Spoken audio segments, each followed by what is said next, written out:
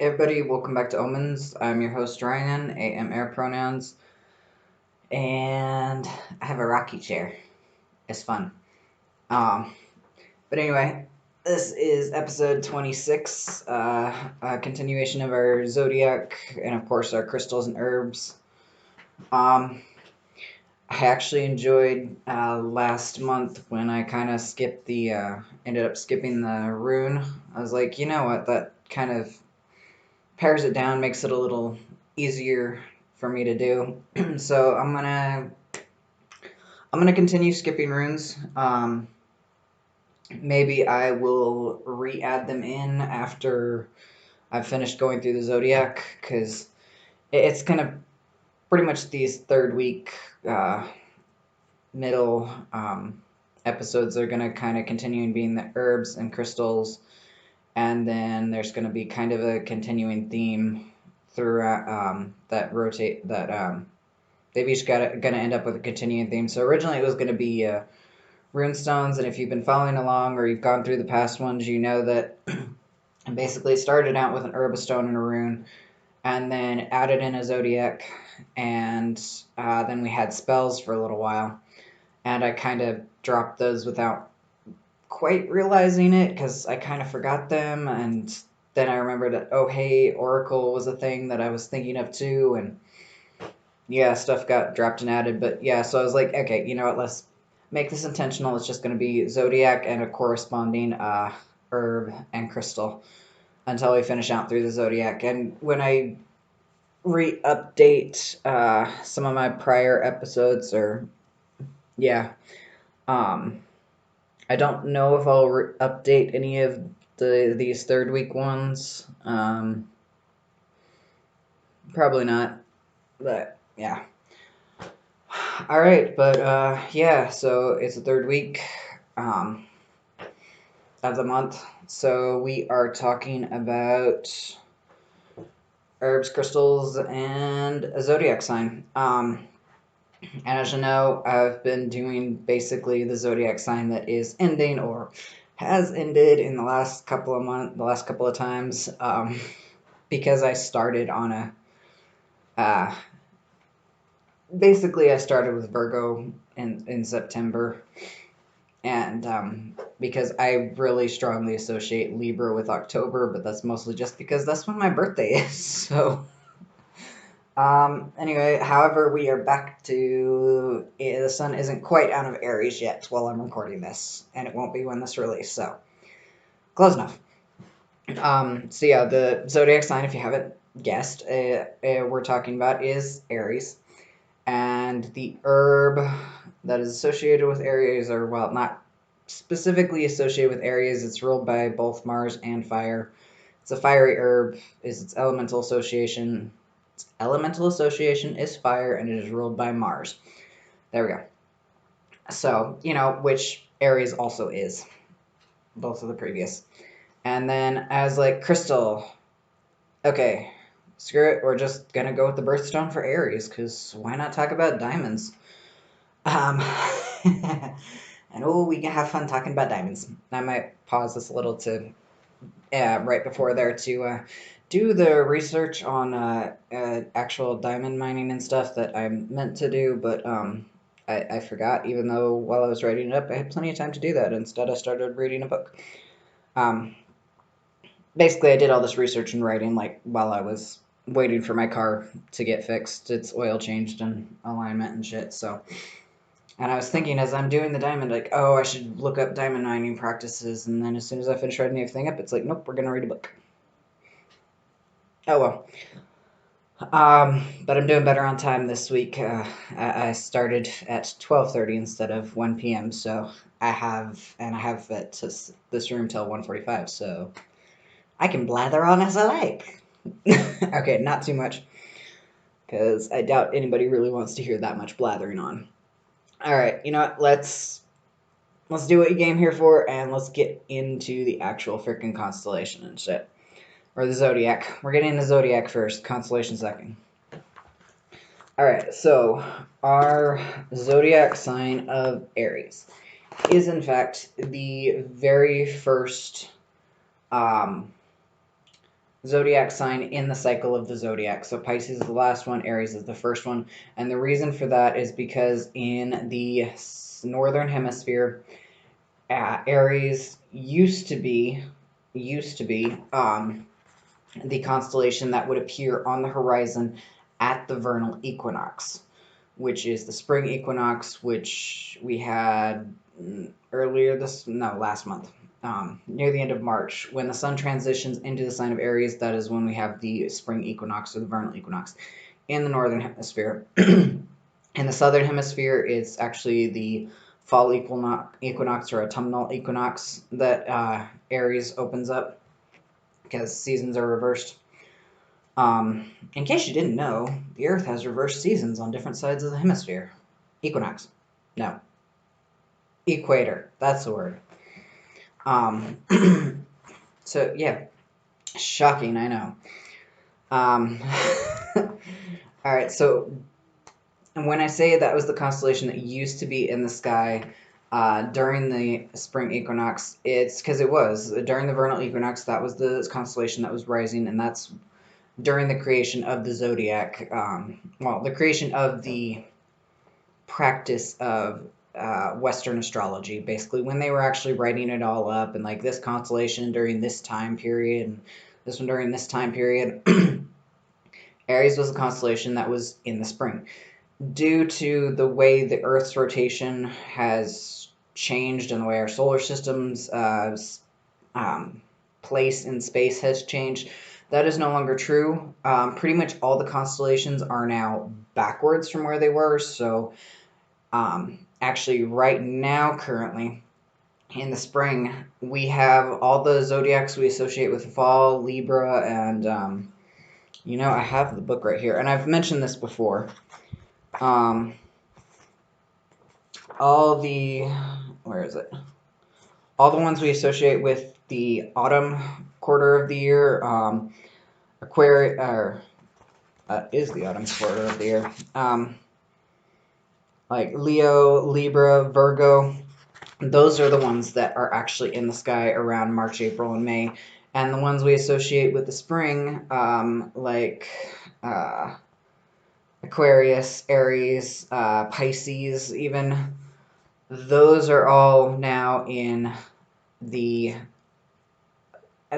are all in the sky. We see them in the sky during the autumn, during September, October, and November now, just because of the way stuff has slowly changed. And I mentioned before also is our the amount of space each of those constellations takes up in the sky is not an even 30 degrees all the way around. It's like Virgo is freaking huge, Scorpio is utterly tiny, like it's the only.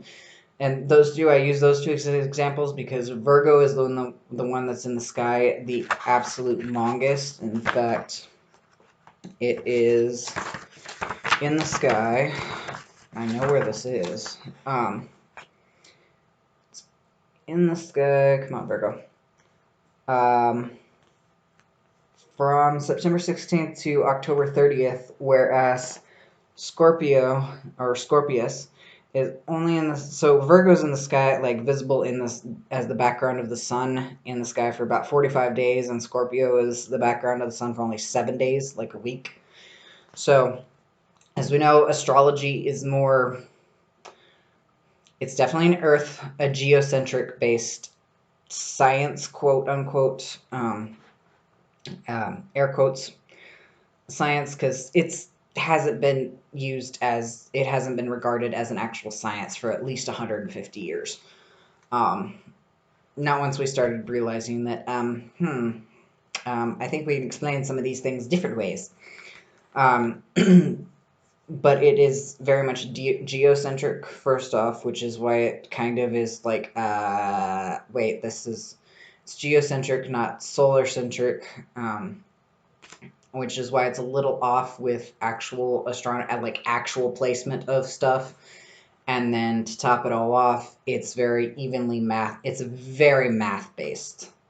So everything gets cut up in perfect concentric, or perfect equal sections. Like, every constellation has exactly 30 degrees. That is not true of actual constellations. The sun is not actually using that constellation as a backdrop for exactly 30 days, but that is the understanding of the energy. And I mean, even right now, even though Mars may not actually have Gemini as a backdrop right now, I can tell you I'm definitely feeling that Mars and Gemini energy more than I ever have before. And yeah, that's been fun. As I'm aligning with the astrological energies, I'm noticing them more and more and more. So yeah, so technically, Aries isn't the backdrop of the sun right now. Aries isn't even in the sky right now anymore at the time, but it is. It used to be, and it is still considered that way. And honestly, when it comes to astrology and spiritual stuff like this, it's not so much necessarily about the it is and it isn't. I don't want to like completely discredit science, like completely separate science from astrology. There's a reason I'm reading Star Magic by Sandra Kynes, and because I want to know the actual factual um, takes behind the astrology, like information behind the astrology. Um, because it helps reconcile it better, helps me understand it better if I know that, oh, so the reason Libra season feels a little weird is because it's got the constellation of Aries up in the sky, and that is influencing it.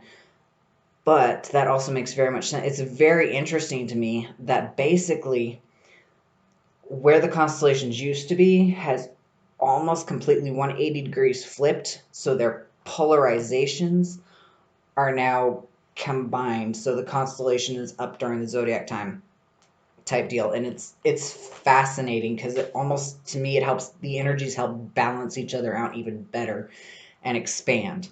um and yeah, it's fascinating to me. Like what was it, Capricorn and Cancer, I think it was the first one I really noticed this in, or maybe it was a slightly earlier one. It might have been Sagittarius. I know I noticed it at one point. um I've gone off down a rabbit hole. I apologize. Meh.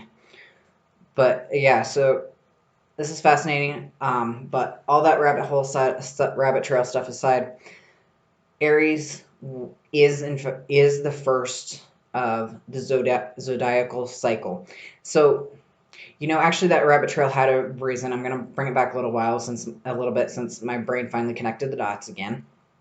Um, Even though that has shifted, the energy of the zodiac and our understanding of it has stayed the same. And we will see, especially very strongly when we talk about diamonds, we create that energy and understanding first and foremost. It's as much as the energies of actual nature around us, including the solar system, move and shift, even as because I mean, for example, a quartz crystal isn't going to sit there and start talking in a computer voice to you, but we connect it with information. We associate it with information because, especially nowadays, quartz crystals are used all the time in technology, and they're the reason we can they hold information really well, just because of the way something or other with their structure. I don't know that 100%, but excuse me, they're information holders. And we've kind of known that in different variations throughout technology, but throughout history. But it's definitely come to the forefront in the fact that we use it in our actual electronic technology now. And like diamonds are seen, one of their associations is apparently the enhancing a husband's love for his wife. Well, why do we now associate that together? Well, because of diamond sellers who were like, oh, you know what? Let's make this association so we can up the sale of diamonds and increase the price, while also holding back, while also making sure that demand is greater than supply, so we can up the price, basically. And it's like, the way a diamond is, you wouldn't first thing and associate it with love, but just because of the way our human culture works, it's become so ingrained in our subconscious, what is it? The subconscious mind, the, words fail me. It starts with a C. Yeah, basically in the context of humanity as a whole, diamonds have become associated with this, so that is now their actual energy patterns. So even though the zodiac, the actual constellations may have shifted positions, humans aren't that good with constantly following that along, and it would honestly throw us all off. I mean, hell, look at the whole 13th zodiac thing. It's like, yes, that's there. That is an energy.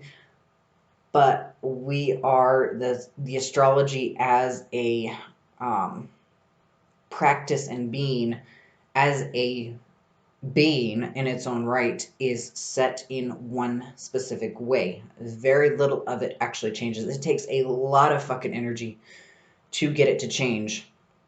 It takes a lot of people agreeing to change it for it to actually change.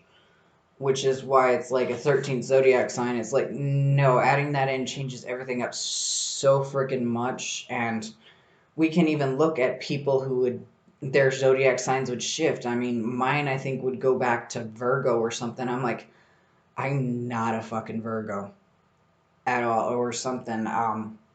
Some other ones that they're like, yeah, no, that, not me at all.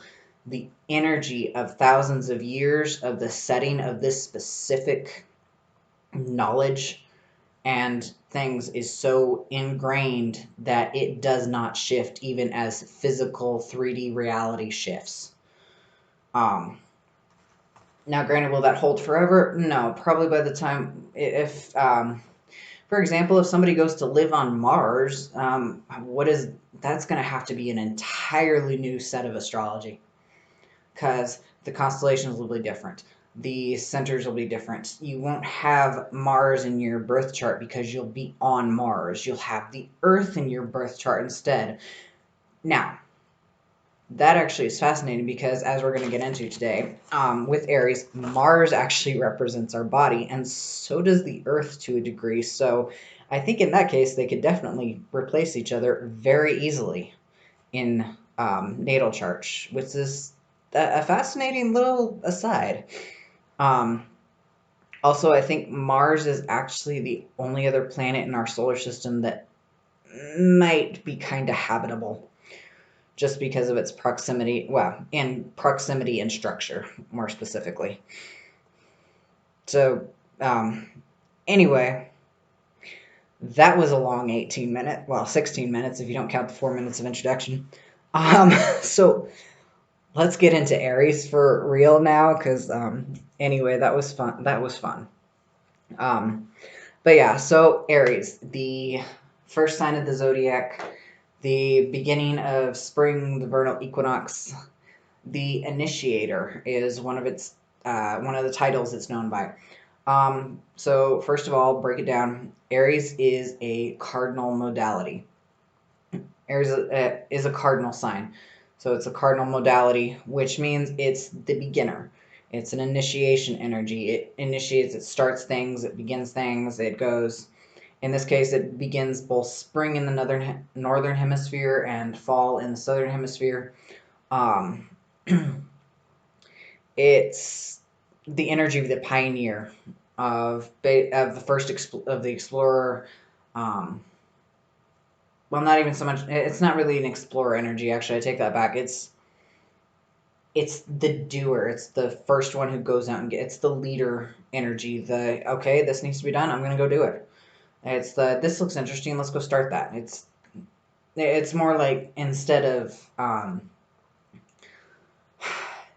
Aries is the one that cuts the path through the jungle with a machete just to keep going and driving straight through, whereas Sagittarius would be the one stopping and looking at all the bugs on the ground, type deal.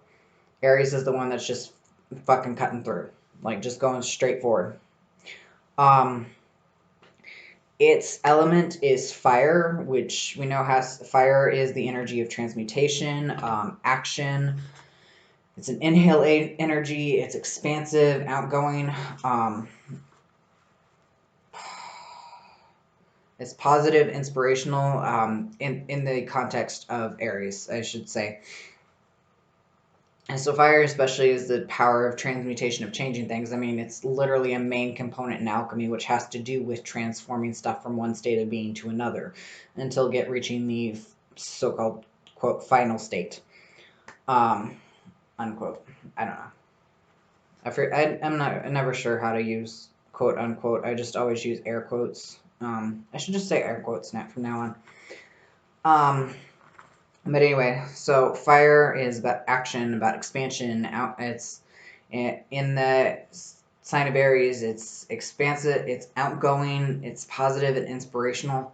Aries is direct and focused fire. It's that laser beam focus to go and just do things. Like I said, cuts that swath through the jungle. It's not stopping to get distracted. It's not going in random circles. It's going in a straight ass line, straight down, just cutting through everything.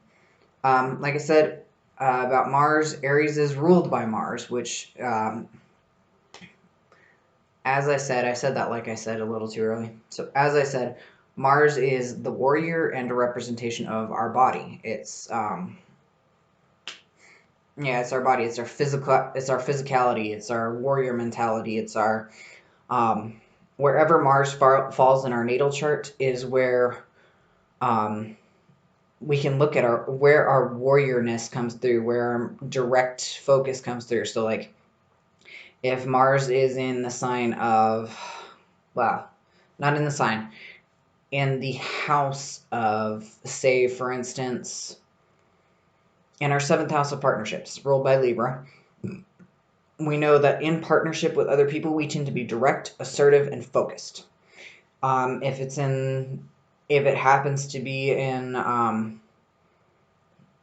if it's, let me think. If it's, say, in the 8th house, the next one down, the one ruled by Scorpio, which has to do with, what does the 8th house have to do with? Depth and psychism and, come on, I have this, like, I don't know. The house of intimacy and death. Basically digging down. Then we know that our way of getting down to the core of stuff, of diving deep, is we're taking no shit. We're going straight fucking down there. Dive bombing in. We're not going, oh, but I don't want to really. I don't really want to figure this out. I want to just kind of. We're not doing that. If Mars is in your 8th house, you're going down to the depths. All right, here we go. Straight down. Mars is active. It's very much, like I said, the warrior. Direction focused. It's going. And Mars rules Aries, so you can kind of see Aries is again the pioneer, the go-getter, the just go straight for it. Aries rules the head and the eyes. So again, first sign is, if you go straight down body with zodiac, you can actually figure out which body part is ruled by which zodiac sign. Or at least just remember, like, top starts with Aries, Pisces is the feet. Aries is the head, Pisces is the feet, and everything in between is sectioned up between all the other 10. Correspondences for Aries or associations with are the color red, so passion, drive, fire, color red, danger. That's what they say about redheads, anyway. I'm not red. I'm pink. I'm blonde as fuck. And yes, that was a blonde joke at my own expense. Diamond is the birthstone for Aries, and the metal associated with Aries is iron. So iron was basically our first war metal. That is the first thing we made weapons out of before humanity as a whole started making it even better with steel and bronze. Well, not even bronze is absolute bullshit. But if you think back to, like, say, Grecian myths or even myths similar when they have the metal ages, it's like the Gold Age, the Silver Age, the Bronze Age, the Iron Age. The Iron Age is always the last one, and it tends to be the one associated with the one we're in now. Probably not any more specifically, but definitely during the time of the actual historical Greece that we could associate with, and around that time, it's like, that's when it's like they're always like all those golden ages were in the past, and this is the densest, most warlike age, is the Iron Age. And I know there's other cultures that have some similar mythologies associated with that as well.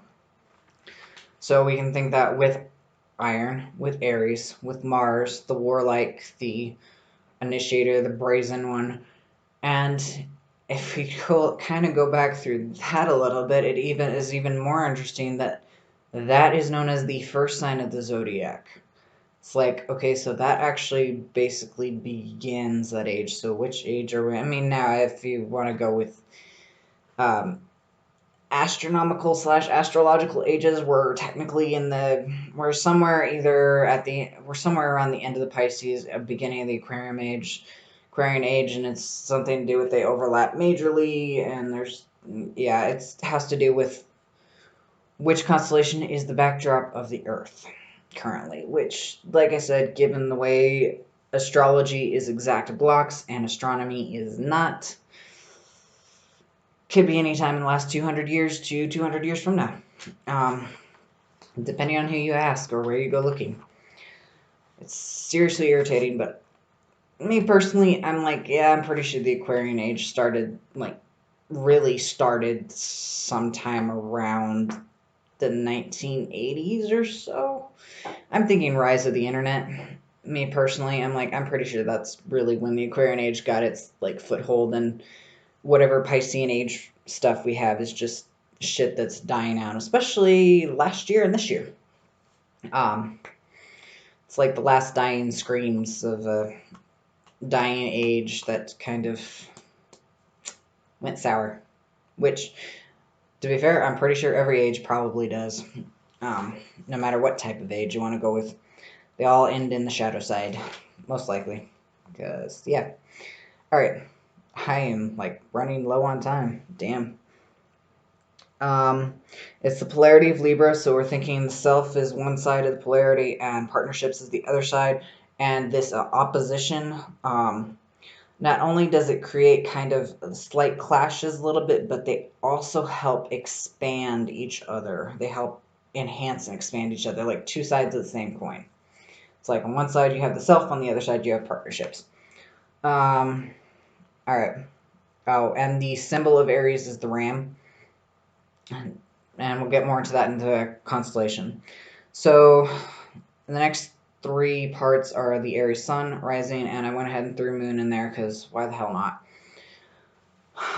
So the Aries sun, people with sun and Aries tend to be dynamic and pioneering, all about the self and like to come first. Which, if you got a dirty mind, that was the second thing that I thought of. I was like, come first, really? Okay. Not spelled C-U-M, though. It's C-O-M-E. They like to be the ones first in everything. They like to be the ones first. They like to be first thought of type deal. But yeah, there had to be just a little bit of dirtiness there. They are seen as leaders by others. They have a healthy self-interest, very courageous. They may have a tendency to be aggressive and reactionary just because they're so headstrong and forward. They're not stopping to think. They're just pure fire energy, just ramming forward. Think of fucking Ram. Whether the animal or the giant log thing they used to break down doors.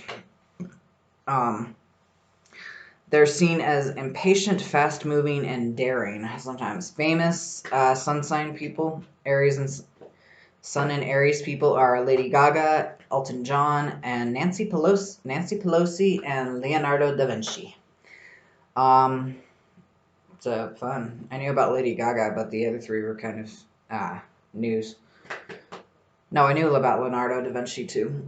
Alright, those with Aries rising, they tend to be very active and straightforward people, usually quick of movement, oriented towards sports and competition. Their competitiveness is often self-directed. They're in competition with themselves because Aries tend to be very self-interested, so they're trying to constantly improve themselves, and they're paying more attention to themselves than other people, which that's what they're here to do. They're here to learn themselves. And honestly, my older sister could benefit. Anyway, I should probably not say that. She might watch these. No, she doesn't. Okay, we're good. Um,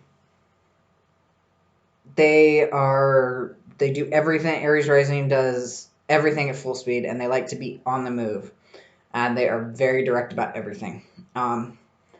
So, and if you have, depending on your rising sign is actually the planet that rules you.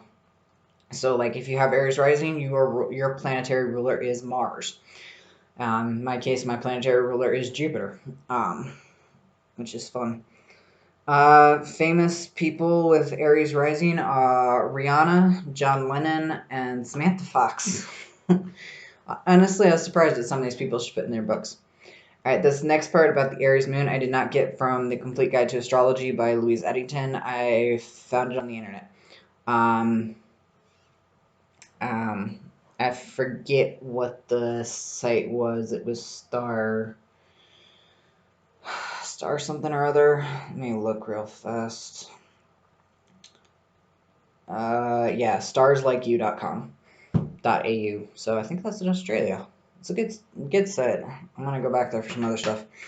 All right, so Aries moon, they tend to. We're thinking the moon has to do with our emotions, our inner life, and whatnot.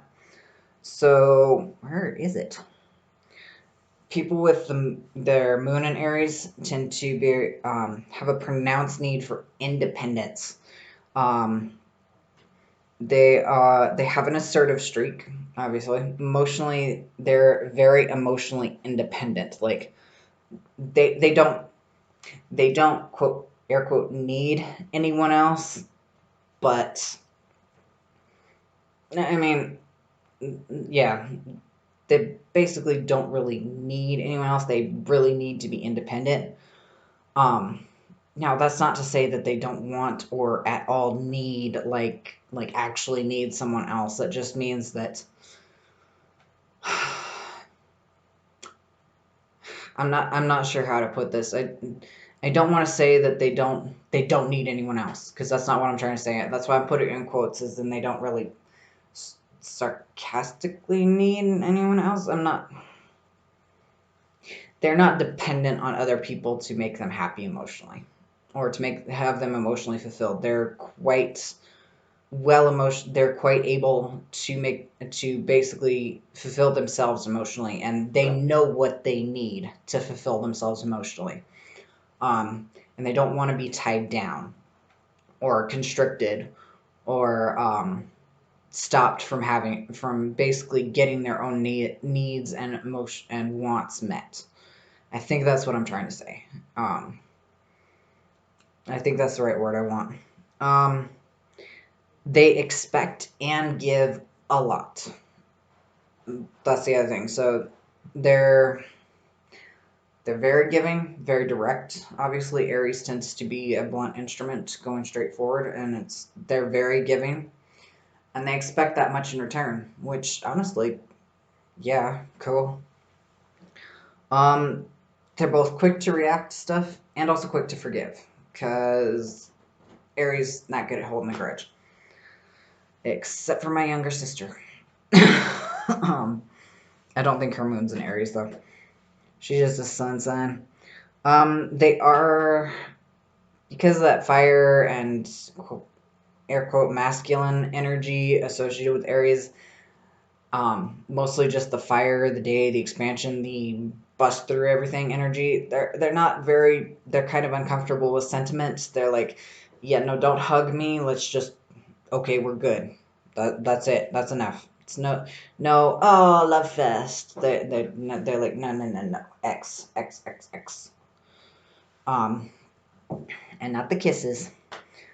Um, yeah, they are simple and direct people. They want what they want, and that's how they want it.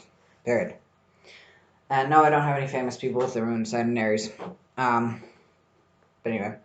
Alright, so the constellation of Aries means the ram, obviously. And the constellation itself is associated with one of two things. I'm going to do the lesser known one first. So the lesser known one is It's supposed to be a representation of Zeus when there was a battle between the Titans and Olympians. I think there were like three, but one of them, basically, the Titans had got the upper hand, and all the gods on Olympus, ended up having to run. That's where we get the myth of Aphrodite and Eros turning themselves into fish, and that's where we get the constellation Pisces. So along that same line, the constellation of Aries, the ram, is supposed to be a representation of Zeus turned himself into a ram to kind of escape the Titans. So that the constellation is associated with that. This is the lesser known version of the constellation myth,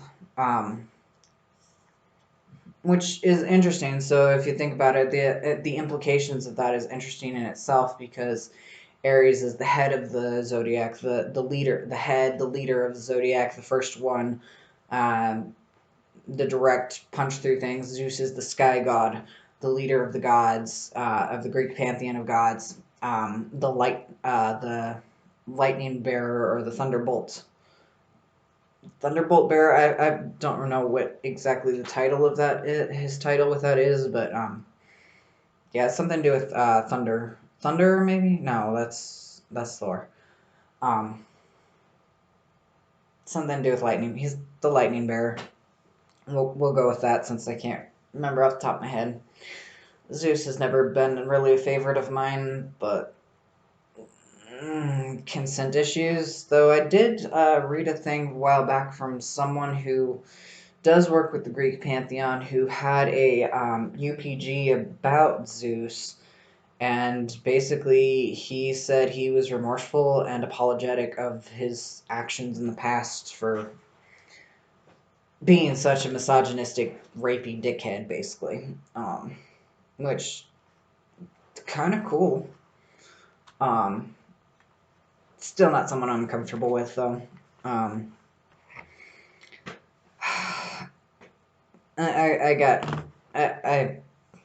work with two Greek deities, but a lot less problematic ones. Zeus is just, one, not my type of guy, two, kind of uncomfortable with.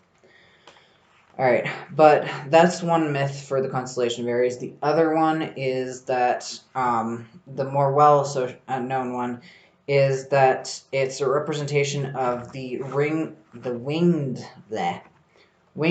golden ram who carried the siblings Phrixus and Hele away from their stepmother before she could kill them, because basically it was kind of a Cinderella evil stepmother story where they were royal children. Their dad was a king of some small Greek area, and their mother died. He remarried. Their stepmother did not like them at all, wanted to get rid of them.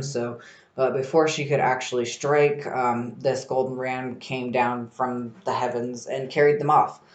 Not completely happy ending for all of them. Hele, the girl child, she actually fell off the ram's back into a strait of water in Turkey, which became known as Hellespont in honor of her, and it's now known by another name. It's Dele something or other. It starts with a D. Phrixus, however, of course, the boy child, managed to make it all the way to safety, and in gratitude for the powers that be that basically sent him this savior, he sacrificed the golden ram and gave it to King Aetes. I'm not sure how to pronounce that. Aetes? Yeah. But basically, the fleece was then guarded by a dragon for so many odd years, probably not that long, because it was then soon after an object of a quest for Jason and the Argonauts. So that ram, the golden ram, is said to be basically the constellation of Ram, Aries. Some associations with the constellation specifically, it's associated with the horned god, and then the Egyptian solar god Amun, and the Egyptian creation god Khnum.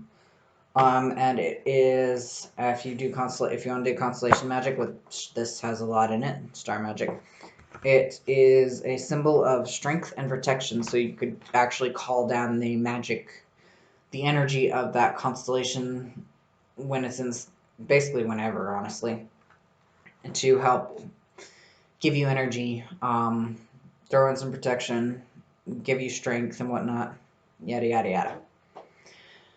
Alright, and that is my long ramble on the zodiac and constellation of Aries.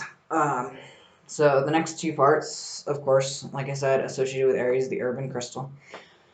So for the herb, we have allspice, and honestly, that was just the first one that was on the list, and I looked at some of the others and I was like, yeah, I'll do allspice.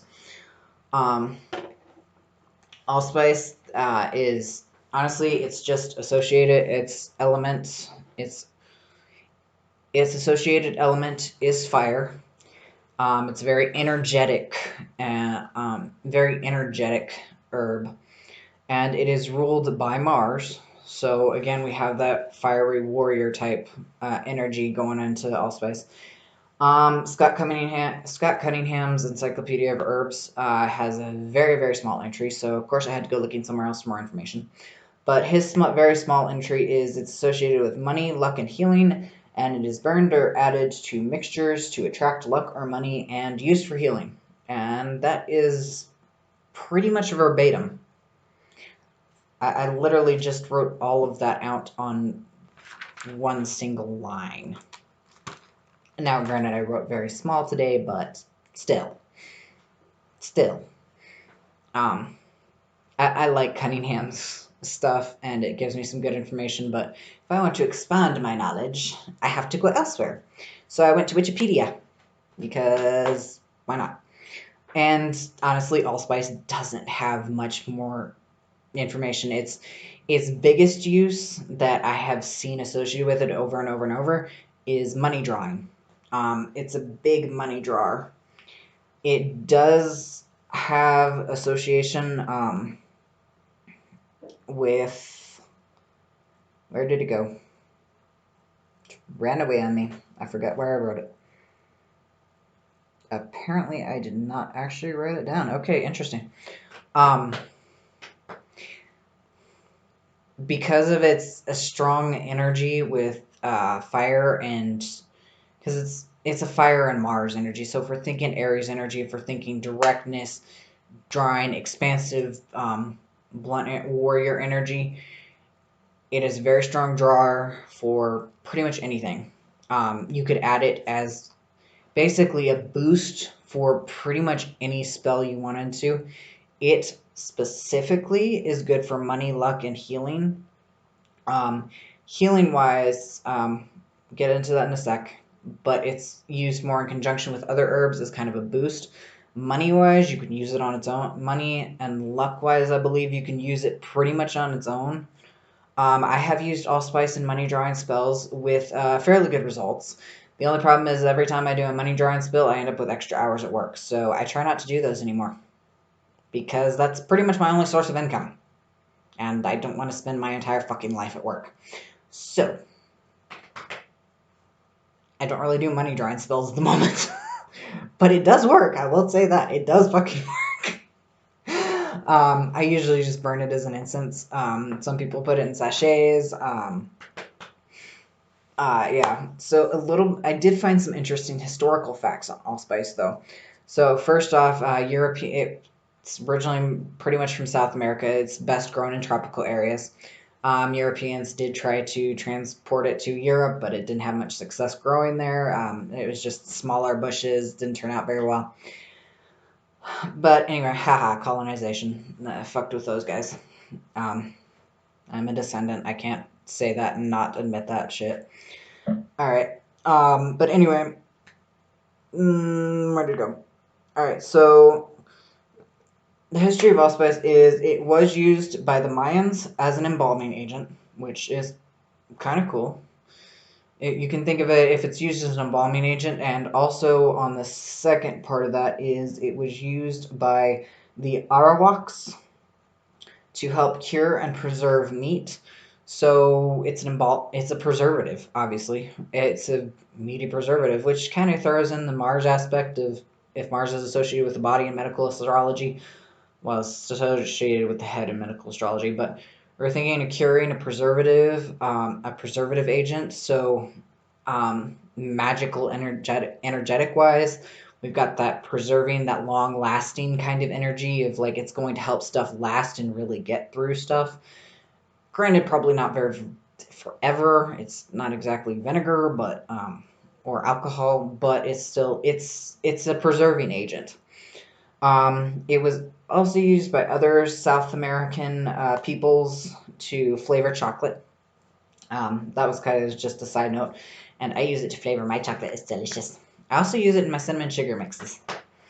Um, Honestly, I like to use a lot of spices in my cinnamon sugar mixes because I don't like doing just one spice. I always overdo on my flavors because I don't have a very good sense of taste or smell. Mostly smell. Slightly better sense of taste than smell. Also, I'm sorry if well, not really. I apologize if I seem extremely hyper, but one, I have a rocking chair, and two, I only just ate breakfast basically around lunchtime. So, I'm hyped up. Very hyped up. Um, so if you can't do with watching somebody move, maybe just put this on audio. I try to do it mostly audio anyway. Where was I? So, also, an interesting side fact, little historical fact I found. So, the Arawaks used allspice to help cure and preserve meat, correct? So, this meat, preserved specifically like that, was known as boucans. I think that's how it's pronounced, boucans. And later, European settlers who also followed this way of preserving meat, they became known as buccaneers, which is where we get the English word buccaneers, which fascinating little side fact or trivia. Fascinating little trivia. Healing wise, it's allspice is a very uplifting energy. It's increases determination and energy, which is why it's probably so good for luck, especially. It's like it increases your energy, increases your determination, which makes the wheels of fortune kind of swing in your direction and or help you actually ride them a lot better, which improves your chances and whatnot. Because that's how that shit works, I think. That's how I say it works, anyway. So it increases that determination and just your energy and your drive. It's like getting in that bullheaded, that clear, that straight ahead, clear sight, like tunnel vision. Like you put the horse blinders things on so you can only see in that one direction, so you're not distracted by shit.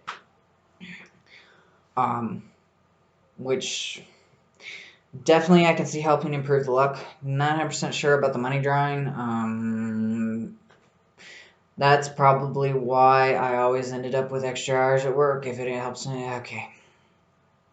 Yeah, that makes sense now. Yeah, so that determination and energy is like, oh, let's increase the workload. Like, fuck. But that is also why it is also helpful for healing, because it helps increase the energy, the determination. It's like, no, I'm gonna fucking get better. Screw this. I'm gonna fucking get better. I'm gonna do better. It helps increase your energy so your body can actually fucking heal. Now, disclaimer, as always, with any sort of air quote medical advice, it's not fucking medical advice. Any air quote medicinal property shit, health stuff. It's not medical advice. This is not medical advice. This is shit I find mostly on the internet, and through other books and stuff, and through research that can be used for supplements. Anything magical herb wise, anything to do with herbs, I'm more interested in the actual magical energetic properties, which are not the actual scientific chemical components and shit. Go see a holistic practitioner for that. Preferably a licensed medical holistic practitioner who knows what the fuck they're talking about. I'm just reporting facts I find, or information I find. This is not meant in any way to be medical advice or any such shit. It's when we talk about magic of plants and for healing and whatnot, usually as magical practitioners, we're using that as Well, you could say one of two things. Either depending on... See, me, I actually believe in this shit, so I'm like, this energy is actually moving and helping realign certain energetics so that it helps boost my own determination and whatnot to get better. So that's how I would use the allspice in healing. It's like I'm using the energy of this plant to realign my own energy to the specific wavelength so it actually does this thing. So we could say that the allspice is, quote, helping heal. Now, scientific wise, that's kind of, we don't know for sure 100%. We don't actually know if it does that kind of shit. But there is this lovely thing called the placebo effect, which is shit isn't real, but if somebody believes it's real, it fucking works. So why not? It's like, even if all this, this specific plant will align my chakra in a certain way that will help heal these things. You know what? Even if it's a complete bullshit, even if it's complete horse hockey, if it fucking works, it fucking works. Human brains are malleable like that. That's why the placebo effect is even a thing. That's why it fucking works. So, just that disclaimer, this is nothing to do with actual medical advice. I am not any sort of medical practitioner. Not even an amateur one. Like, I don't even dig in medical shit for... The most I do is, like, look up, like, oh, this is used for this? That's interesting. I forgot about it. Because with this stuff, I'm more interested in the magical properties of this stuff. So, anyway, with that disclaimer up in front, uses, things that allspice can be used for, like actual health-wise stuff. Again, refer to disclaimer. This is not... Do your fucking research on this stuff. This is just stuff I found and I'm adding in. It can be used in a mouthwash to freshen the breath, which a lot of stuff can. You can mash it up into a paste for toothaches, which cloves also, you can also apparently do that. And then according to this, it does stimulate the gastrointestinal tract. So basically, your gastrointestinal tract is, I believe, your stomach and your intestines. I know for sure it's your intestines because it says intestinal. Gastro, I think, is stomach. Do I look like I know Latin? Okay, I know a little bit. Not really. I can just figure out what the English equivalent is. That's all I can do with Latin. So you can brew a tea to help encourage... It's been used to brew teas to help encourage digestion and appetite. And it's apparently a rubefacient, which means it increases circulation to skin, and it has... Apparently that has to do something with acne and cold joints, I think they said. I don't know what the hell acne is. I just have it and use face washes. Allspice also contains tannins, which provide a mild anesthetic, which is why it can be helpful in a soak or a poultice for arthritis and or sore muscles. Again, do your own research. That sort of stuff, for the most part, is harmless enough. I don't mind using it on here because whether it works or not is... I'm not actually giving you this will cure this thing. It's like, no, I'm like, this could be helpful for this. And it's not going to hurt you unless you're allergic to it or you have something or other or you get a bad batch. Most likely, statistically, it won't actually harm you if you like drink a tea with allspice in it, or soak in a fucking bath that you threw some allspice seeds in. Oh, I forgot that part. Oh well. Alright, next part is the diamond. The bright, shiny birthstone of Aries. And honestly, me personally, I've always been kind of adverse to diamonds just because I know they're lovely. It's a marketing ploy. They're lovely marketing ploy, and the fact that most mines in the world tend to use illegal labor and shit, illegal and or unethical and or above all of the above, along with even worse practices. So I'm not a very good source for where to go find ethically harvested crystals and minerals. Um, Paige the Fat Feminist Witch, with Fat Feminist Witch podcast and blog. She has at least one podcast episode and then probably a blog, I think, that has the resources from someone else who does look into this information and does know stuff. So I'll refer you to her. I don't remember which episode, sadly, but anyway.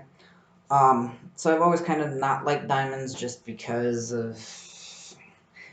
Honestly, I think a lot of it has to do with their whole romance and marriage association, which is funny now that I know I'm a romantic, and it makes sense. But anyway, reading this from Judy Hall's Crystal Bible about diamonds was very fascinating. I'm like, maybe they're not quite so horrible. Now, granted, the market surrounding them and the people who control them are absolutely definitely horrible, but diamonds themselves, not so much. Diamonds are a symbol of purity. Obviously, crystal clear structure. Nothing much harder than a diamond in the world, in Earth.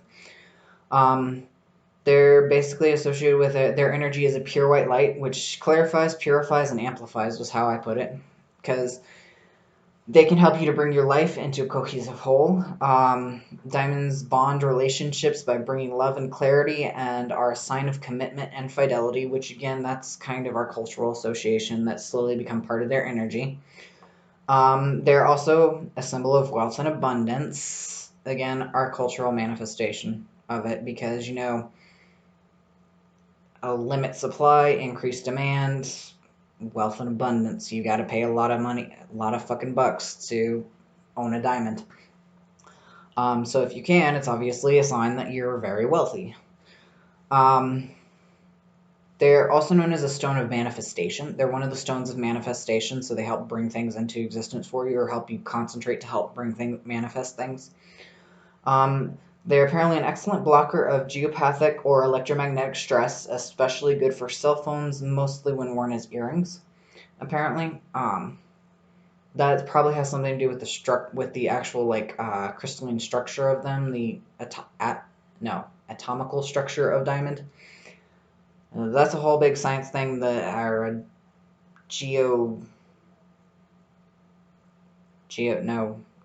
something science thing that I don't know. That's outside of my realm of knowledge, so I'm just making a guess in that case. They're an amplifier of energy. The big thing about diamonds is apparently they amplify energy. Any energy, positive, negative, good, bad, they'll amplify it. They will bring it to the surface and make it huge. So if you're in somewhere that's got really bad energy or you're in a really bad mood and you wear a diamond, it's going to increase it. If you're in a really good mood, it's going to increase it. They just amplify no matter what it is. They are one of the few stones that never need recharging because they're apparently so pure, which probably again has to do something with their structure, similar to quartz and selenite, most likely. Again, increases the energy of everything it comes into contact with. It psychologically imparts fearlessness, invincibility, and fortitude. Hard as a diamond. Yeah, there's a reason we have that saying. Multiple reasons. So if we take that saying and apply it to kind of psychological implications, again, invincibility, fortitude, determination, we're hard as a diamond ourselves. In that case, you could probably use it as some sort of shielding or protective stone too.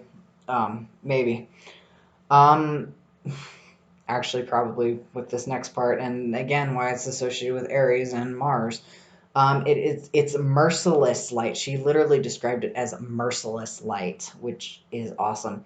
Will pinpoint anything that requires transformation. It's like, this is a flaw. Let's work on it.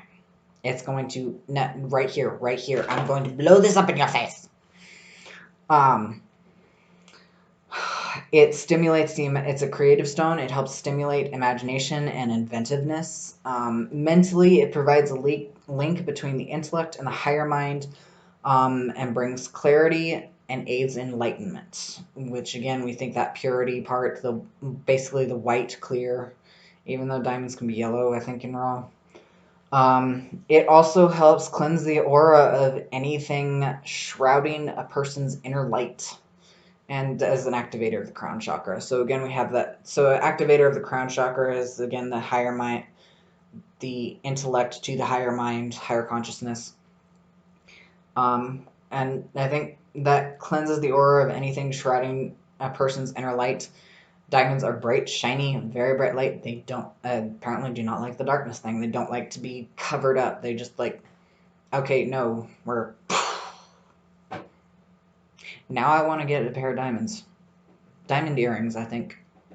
That's expensive as hell and probably not going to happen for a long while, but that I'd be fascinated to see what I do with diamonds. I know Tektite and Moldavite make me high as a fucking kite, and orange calcite does too, which is fun, especially if you get them all in conjunction with each other.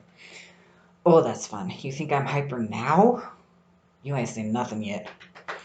Alright, so that is our Aries episode, which we went down quite a few different bunny trails and had some interesting talks. So I'm going to get the fuck out of here because I have a tarot class to finish typing up the handout for it, figuring out what the fuck I'm talking about, because I'm doing my dry run tomorrow, today when this comes out.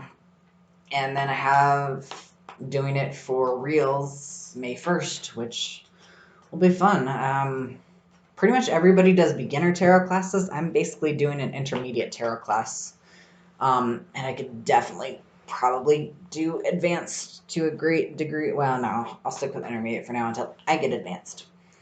Then I'll do an advanced class. That'll be fun. But yeah. So a few things. I'm considering shutting down my Patreon because I'm like, is it really even worth keeping open? So that might disappear. I don't know if I'll go back and erase the links in the other descriptions, but for now it's still open. Because honestly, it's like, I'm kind of sitting on it, gonna rethink it, because I'm like, is there really... I don't know if I should have even bothered opening it when I really didn't have subscribers, and I really still don't at this moment in time. I've like got 16, and only half of them actually watch, maybe fewer. Well, technically I only have 15 subscribers because one of those subscribers is my personal account. So, yeah. So I'm considering just closing the Patreon or just dumbing it down to hey, if you want to support me, throw $1, $3. Well, Patreon won't even let me do $1. It's like its minimum is $3, and I'm like, I don't really even want to have any. I don't really even have any extras to put on Patreon is the big thing. So it's like you really don't get anything new, and even the early access is kind of bullshit because I upload these like Saturday a few hours before well, I don't like actually set these out till 8 a.m. on Sundays, so there could be an early access thing and just be like I'd have to actually manipulate it, which I haven't bothered doing because, like I said, I have no Patreon subscribers, so I know I'm sitting on that, thinking about it. But yeah, as always, if you got any questions or you want to get in contact with me, maybe get a read or just got questions, you can email me at bagsandomens@gmail.com. You can find me on Facebook at Bags and Omens. I really don't do much on Facebook.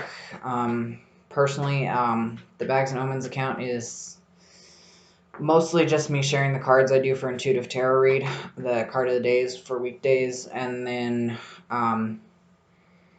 I do need to get back into making the bags. I kind of want to, but at the same time, I'm like, I don't know, stuff's changing up, so I'm more focused on this right here, right now. So, we'll see what happens in the future as stuff goes by. But anyway, yeah. Oh shoot, it's 1:45. I gotta get out of here. All right, so